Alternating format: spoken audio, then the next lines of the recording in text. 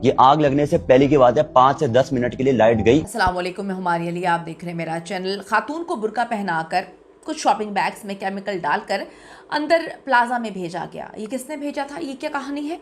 मौका मिलने के बावजूद कुछ लोग बड़े रिलैक्स होकर अंदर बैठे रहे, वो बाहर क्यों नहीं आए, उनको क्या बताया गया था, वहाँ की क्या कहानी है?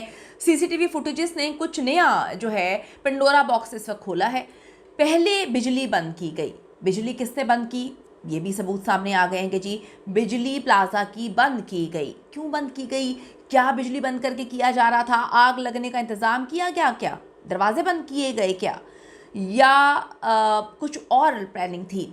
ऐसे ऐनी शाहिदीन जो वहाँ पर मौजूद थे, उन्होंने एक नई जो है कहानी सामने रखी है, एक नया पेंडोरा बॉक्स खोला है, एक ऐसी चीज़ दुनिया के सामने हाईलाइट की है जिसको ये लोग झुटला नहीं सकते हैं।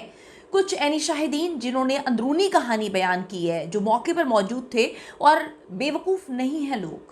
क्या मामला है, आज की वीडियो में बात करते हैं। रिक्वेस्ट है चैनल को सब्सक्राइब करें जी, हमें आपकी सपोर्ट की बेहद ज़रूरत है, तो हमें सपोर्ट करते रहें और वीडियो को आखिर तक मुलाहिजा ज़रूर फरमाइएगा। थोड़ी देर में यहाँ लाइट, ये देखें पीछे दोनों बिल्डिंग की लाइट चली गई। ये आग लगने से पहले की बात है, 5 से 10 मिनट के लिए लाइट गई और फिर लाइट दोबारा आ गई। तो गुल प्लाजा में आग लगी नहीं, लगाई गई है, बल्कि ऐनी शाहिदीन जो लोग वहां पर मौजूद थे वो तो ये कहते हैं कि ऐसा लगता है कि बाकायदा भड़काई भी गई है।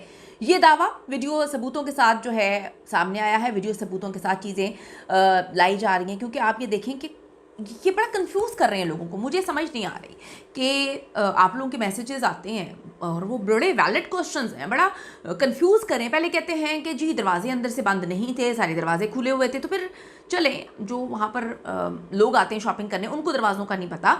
जो अंदर दुकानदार बेचारे जलकर जो है उनकी हालत जो है बड़ी गैर हो गई थी और बेचारे इस दुनिया से चले गए हैं जलकर, वो क्या नहीं जानते थे कि दरवाजे कहाँ पर हैं? वो भी दरवाज़ों तक नहीं पहुँच पाए, दरवाजे बंद थे। ये बात बार बताई जा रही है बात, लेकिन कुछ लोग तो अटल हैं कि दरवाजे तो सारे खुले हुए थे। फिर ये भी अटल है कि अंदर जो है आग लगी हुई थी और पहले भी आग लगती है, बुझ जाती है। लेकिन जो फैसल हदी साहब ने बात बड़ी अहम तरीन बात को पॉइंट आउट किया। फैसल हदी साहब तो झूठ नहीं बोल सकते, वो तो झूठ नहीं बोलते। 50 साल से वो कहते हैं कि जी ये मैं मामला देख रहा हूँ, आग लगती है, बड़ी बड़ी जगह पे लगती है, लेकिन इसकी इन्वेस्टिगेशन होनी चाहिए क्योंकि इतने घंटों में बिल्डिंग नहीं गिरती। ये आप भी समझते हैं, हम भी समझते हैं। इसके अंदर अल्लाह माफ़ करे कौन सा कारतूस था, खुदा ना खास्ता, कि जैसी आग लगी है 5 से 10 मिनट में तबाह बर्बाद हो गया सब कुछ।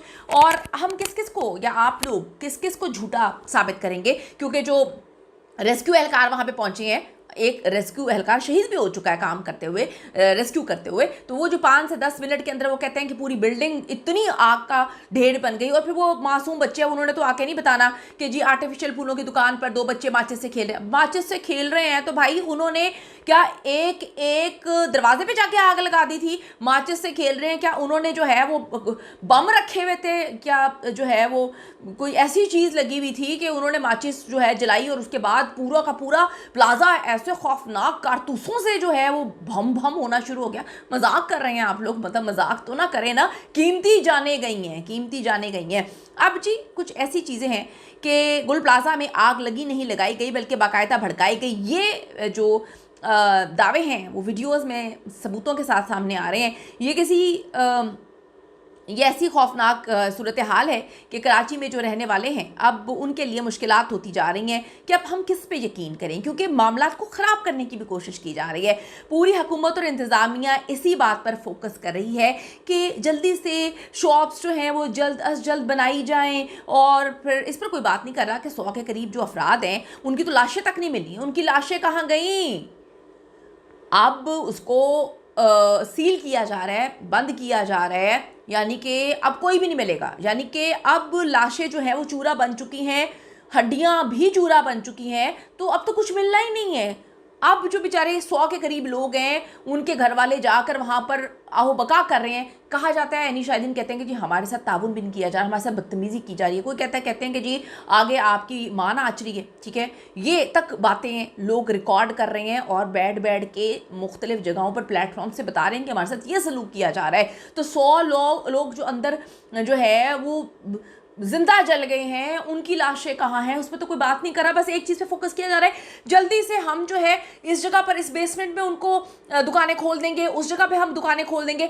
भाई जो लोग मर गए हैं वो कहाँ हैं, उनके लवाहिकीन को तो कुछ कहो ना। तुम्हें इसकी पड़ गई है कि हम दुकानें खोल देंगे, हम ये कर देंगे। कोई 5 करोड़ दे रहा है, कोई 10 लाख दे रहा है, कोई कुछ दे रहा है। जो मर गए हैं, कैसे मरे हैं, किस तरह आग लगी है, इस पर फोकस क्यों नहीं है। ऐसी बुरी तरह जलाया गया कि जो उनकी आप देखें डेड बॉडीज तक गायब हो चुकी हैं।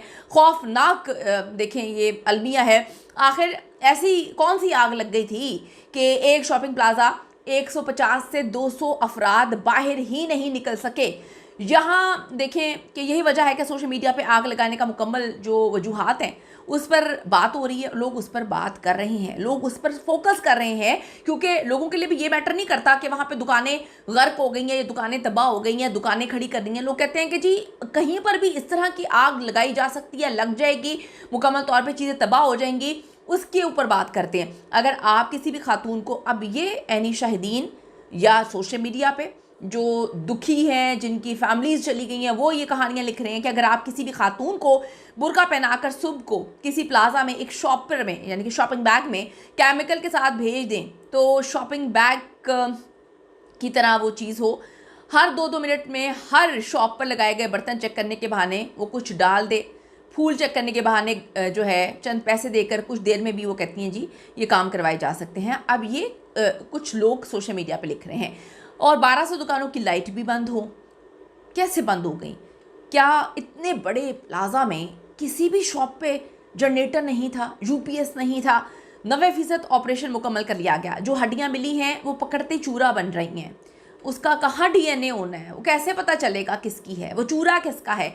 कई लोगों की तो हड्डियां भी नहीं हैं, वो भी राख बन चुकी हैं। अगर इतनी प्लानिंग से लगाई गई थी ये आग कि जब तक मुकम्मल प्लाजा जलकर खाकिस्तर नहीं हो गया, राख नहीं हो गया, आग बुझती नहीं है। क्या बात है, मतलब अंदर कौन सी ऐसी चीज़ थी कि आग बुझने का नाम ही नहीं ले रही थी?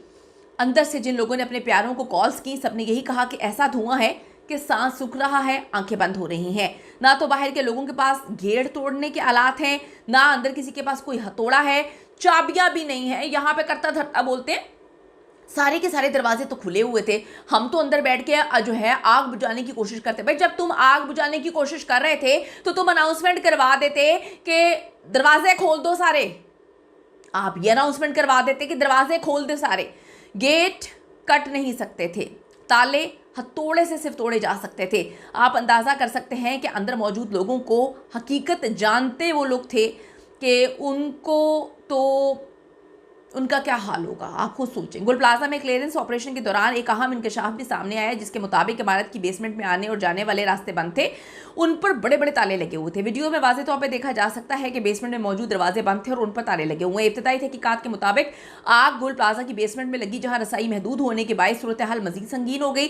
पुलिस सर्जन डॉक्टर समिया के मुताबिक आतिशदगी के नतीजे में 80 अफराद तकरीबन लापता हैं, जबकि 16 बाकियात ऐसी हैं जिनका DNA टेस्ट होना मुमकिन ही नहीं है। ये सवाल भी उठाया जा रहा है कि जब दुकानें खुली थी तो गेट्स क्यों बंद कर दिए गए? भाई एक तरफ दावा किया जा रहा है कि गुल प्लाजा में 5000 अफराद मौजूद थे और सिर्फ 200 अफराद अंदर फंसे हैं। अगर 1200 दुकानों पर 5000 अफराद मौजूद थे तो गेट्स क्यों बंद किए गए सारे?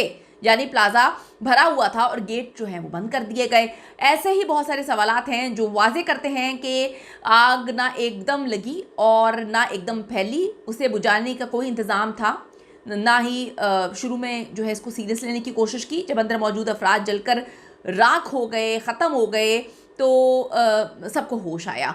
गुल प्लाजा में आग लगने से 10 मिनट पहले बिजली किसने बंद की है? आपके पास जवाब है तो मुझे ज़रूर बताइएगा। 5000 अफराद की मौजूदगी में गेट्स क्यों बंद कर दिए गए? आपके पास जवाब है तो मुझे ज़रूर बताइएगा। तकरीबन तमाम दरवाज़ों पर इकट्ठे आग कैसे लग गई? जवाब है तो मुझे भी दीजिएगा। अक्सर दरवाज़ों पर ताले किसने लगाए?